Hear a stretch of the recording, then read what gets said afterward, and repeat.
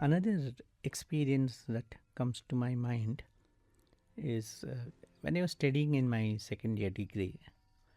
One day, Swami called two of us. There was another student by name Amit Singh, and Swami called him and me to the interview room and said, I have selected both of you to speak in a college function to which the Bangalore University Vice Chancellor, his name was Jairam, Professor Jairam, he is going to come, he is going to visit our college. I want both of you to speak. I want you to prepare your speeches and rehearse them in front of me. This is typical of Swami. He used to take so much care, and here was somebody coming from outside, means outside the college, Vice Chancellor of the university, and Swami wanted us to speak properly. So he would go into the details. So we were asked to prepare our speeches, and we had multiple layers of screening. First, the warden saw whether our speech was okay. After he had cleared, the principal heard us, and he said that it had to improve. And then the day came when we had to give our speech, and Swami had told us that he would hear us in the morning. And that morning, we went to the mandir, and we found that Swami was ushering in a big group of some family members of the minister and so on into the interview room. And we were quite tense because it looked like Swami would take quite some time, and by the time Swami came out, it would be time for lunch, and then the afternoon function was there. But the moment Swami saw both of us through the window, he sent all those people out and said very gently to them, see, I have some urgent work with these boys. I'll just finish and call you all. And then he called both of us inside, and he sat down, and he said, he immediately called us, and we followed him. He led us into the drawing room. There was a room adjacent to the interview room, a drawing room. There he sat on the sofa as we sat very close to him. He looked at the papers that I had in my hand and said, Antana, are you going to speak so much? I said that, Swami, I have prepared 2 speeches, whichever Swami feels is okay, I'll give that. Swami said, okay, but I want you to speak without looking into the paper. I told Swami, yes, Swami, I am ready to speak without looking into the paper. Swami was very, very particular. In fact, this was something that Swami always insisted. It should not be a prepared speech, in the sense that it should not be a speech which you read out, prepared by somebody else. And he said, this is what happens generally outside. I want my boys always to speak what is in their heart, because he said, Manasyekam vachasyekam karmanyekam mahatmanam. Manas anyat vachas anyat karman anyat duratmanam. Good people are those who, or good people or Mahatmas are those who have their thought, word and deed in alignment. And those who speak something, mean something and do something, he said, are the wicked ones. Swami said, I want my boys to be good people. So you must speak from your heart. Be sincere about what you speak. It need not be pompous. Be sincere about what you speak. So then Swami started listening. He then asked me to speak. I spoke. Swami kept listening, nodding his head. After I finished, he signed to me that it was fine, it was nice. Then he asked Amit Singh to speak.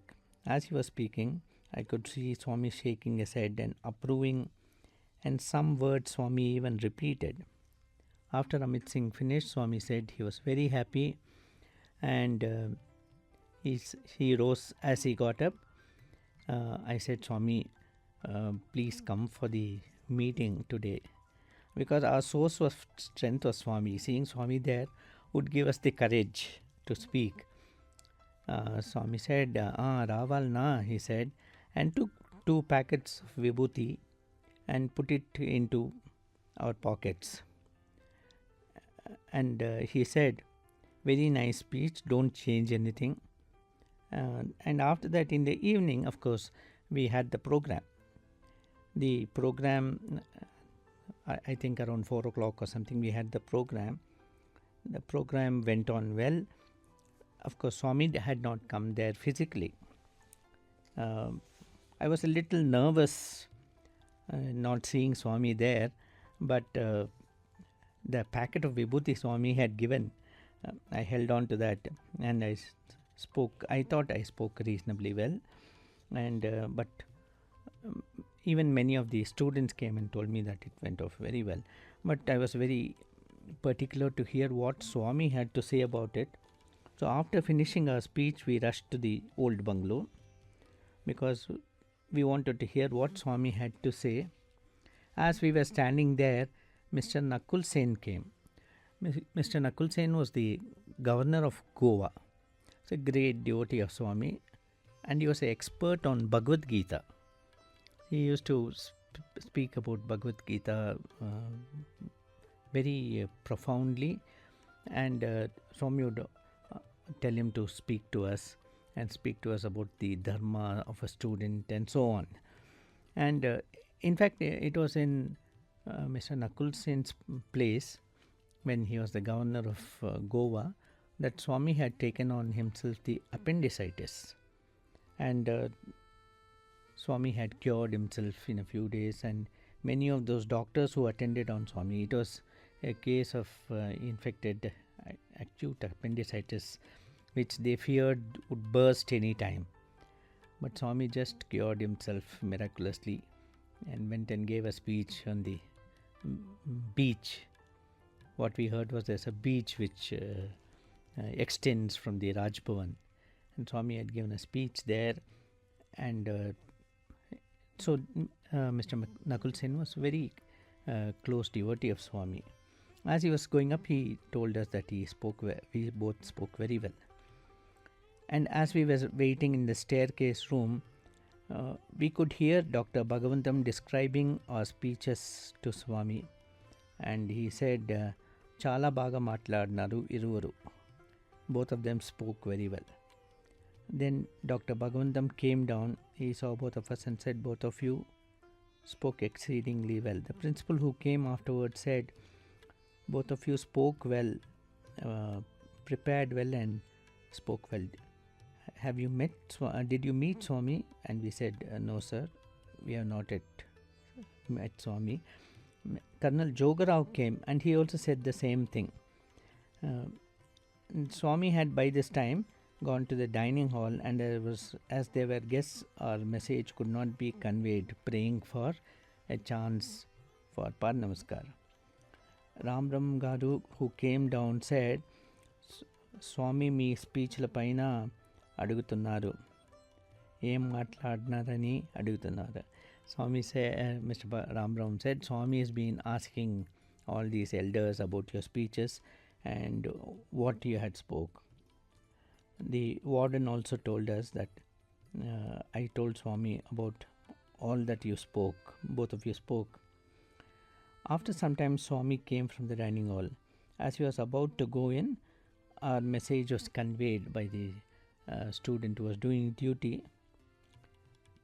Swami said, tell them to come up for Parnamaskar. So we both ran up, and Swami said, I am very happy, bahut kushi, he said.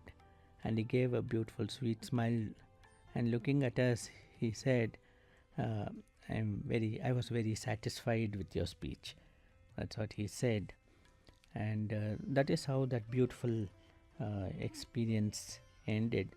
But this was very important for me because during the speech, Swami told me how to stand. He said, your head is bent too much towards the mic. Straighten up a little.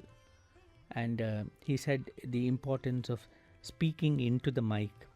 clarity is very important. Look into the eyes of the audience.